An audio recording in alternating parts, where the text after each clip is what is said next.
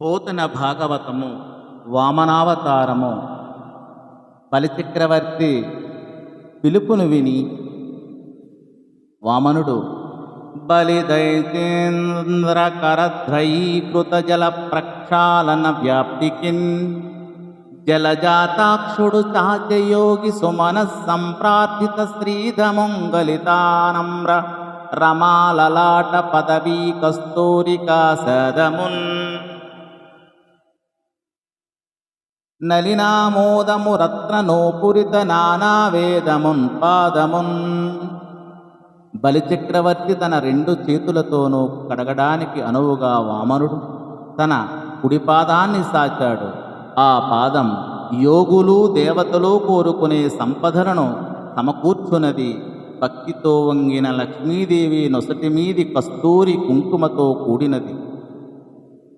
పద్మాల పరిమళం గుబాలించున్నది. ఆ పాదం వేదాల రాశి అనే మణిమంజీరాలు అలంకరించుకున్నది అని ఈ పద్య భావము. సురలోక సముద్ధరణము నిరత శ్రీకరణమఖిల నిగమాంతాలంకరణము భవ సంహరణము హరిచరణము నీటగడిగే అసురోత్తముడన్. సురలోక సముద్ధరణము నిరత శ్రీకరణమఖిల నిగమాంతాలంకరణము భవ సంహరణము హరిచరణము నీటగడిగే అసురోత్తముడున్.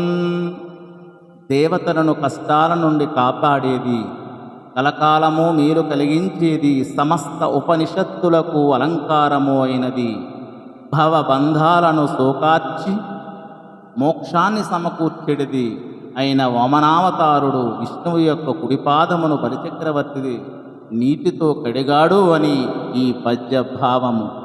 ధన్యవాదము.